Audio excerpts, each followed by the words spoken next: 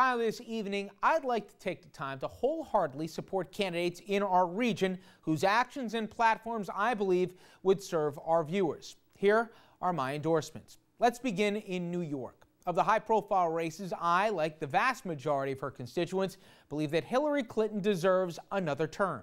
A tireless worker, even political opponents concede she's more than capable and has a real record of achievement. The same can be said of Eliot Spitzer. Redefining what an attorney general can do, he broke some eggs and made some enemies in earning the unofficial title of Sheriff of Wall Street. He'll need that same resolve to shake up Albany and break through the dysfunction that has made the state government a national joke. Let's hope that Eliot can change the punchline. When it comes to Congress, I cannot say loud enough that the 19th district, it deserves better than Sue Kelly.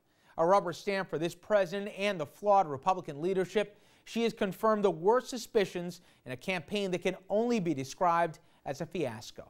Rather than answer important questions concerning her role as chairperson of the House Page Board when Mark Foley was harassing minors, she ran, literally and figuratively, from our cameras.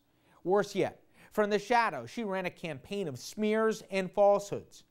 The residents of the 19th district and her opponent, John Hall, they both deserve better. Sending her the message of enough already, and please give John Hall his chance come Tuesday. One final race in New York, and that is for State Senate, representing the city of Yonkers. Andrea Stewart-Cousins, she is an able candidate, and I can see why only 18 votes separated her from being the incumbent this go-round.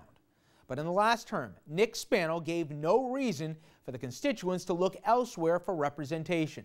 Spano led the successful fight to keep the Westchester Medical Center afloat. He was proactive in targeting child predators and delivered the bacon for underfunded schools in New York's fourth largest city. Nick Spano got the message from voters 2 years ago and gave no reason for them not to send him back. Let's now turn to New Jersey, where one wouldn't blame voters from being turned off from politics altogether. But the Senate race, it's too important to be tuned out. While Bob Menendez may not be as pure as the driven snow, the Kaine campaign repeatedly played free and easy with the facts and sought the lowest common denominator at every opportunity. Tom Kaine Jr. had the advantage of a name worth its weight in political gold. Sadly, he ran a race that tarnished its finish. In Connecticut, I strongly endorse Jody Rell. The Republican incumbent took over a state reeling from scandal and with a steady hand worked across the aisle to bring both dignity and professionalism to Hartford when it was needed most. Connecticut would be well served with 4 more years.